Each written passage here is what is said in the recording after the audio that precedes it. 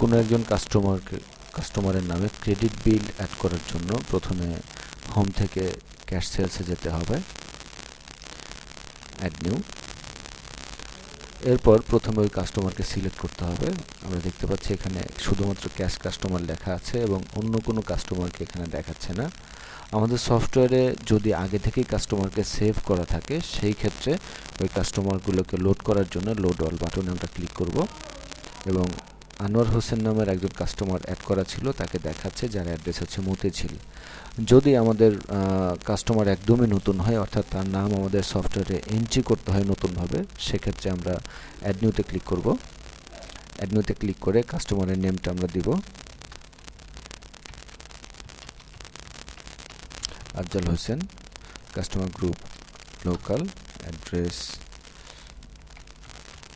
Savar Dhaka, mobile number জানা না থাকলে 3টা X অথবা 1টা X, ট্রেড কারেন্সি টাকা এবং সেভ। আমরা এখন দেখতে পাচ্ছি এখানে আফজাল হোসেন নামের আরও একজন কাস্টমার অ্যাড হয়ে গেছে। কাস্টমার সিলেক্ট করার পরে এই কাস্টমারের কাছে আমরা কোন কোন আইটেম সেল করলাম সেগুলো পর্যায়ক্রমে অ্যাড করতে হবে। আমি আইটেম সেলসের ক্ষেত্রে আইটেম কোড নাম্বারটি ইউজ করছি 00001, ফর্মাল শার্ট 001 এক পিস এবং রেট হচ্ছে 1200 টাকা। এই আইটেমটা আমরা এই কাস্টমারের কাছে সেল করছি। 1200 টাকার মধ্যে সে আমাদেরকে হয়তো 200 টাকা পে করবে, বাকি 1000 টাকা পরবর্তীতে সে পে করবে, অর্থাৎ এই বিলটা ক্রেডিট বিল আকারে সেভ হবে। তো যখনই আমরা এখানে দেখতে পাচ্ছি টোটাল অ্যামাউন্ট 1200 টাকা, নেট অ্যামাউন্ট 1200 টাকা, অর্থাৎ কোনো ডিসকাউন্ট ছাড়া নেট অ্যামাউন্ট 1200 টাকা দেখাচ্ছে। রিসিপ্ট অ্যামাউন্ট যখনই আমরা 200 এন্ট্রি দিলাম, সফটওয়্যার অটোমেটিক হিসাব করে দিচ্ছে ক্রেডিট অ্যামাউন্ট 1000 এবং উপরেও বড় করে লেখা আসবে ক্রেডিট 1000 এবং আমরা সেভ করব।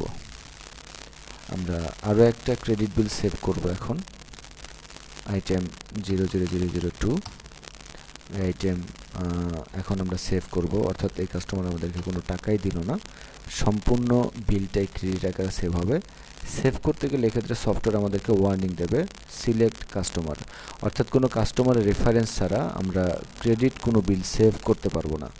কাস্টমার যদি পুরাতন কাস্টমার হয়ে থাকে সেক্ষেত্রে লোড অল এবং এখান থেকে আমরা সিলেক্ট করব কোন কাস্টমারটা এবং আমরা সেভ করে দিব। এই বিলটা চেক করার জন্য আমরা এখন সেলস মাস্টার ফর্মে আছে। সেলস মাস্টার ফর্মে প্রত্যেকটা সেলস বিলের হেডার এখানে শো করে এবং আমরা দেখতে পাচ্ছি এখানে ব্লু কালারের দুইটা বিল আছে। ব্লু কালার অর্থ হচ্ছে গিয়ে ক্রেডিট এবং এখানে টাইপে দেখতে পাচ্ছি ক্রেডিট, ক্রেডিট, ক্যাশ, ক্যাশ এভাবে দেওয়া আছে। তো এই বিলগুলো দেখার জন্য প্রথমে বিলটাকে সিলেক্ট করতে হবে। সিলেক্ট করে নিচ থেকে প্রিভিউ বাটনে ক্লিক করে পেপার সাইজটা সিলেক্ট করতে হবে, A5, A4 নাকি রিসিপ্ট।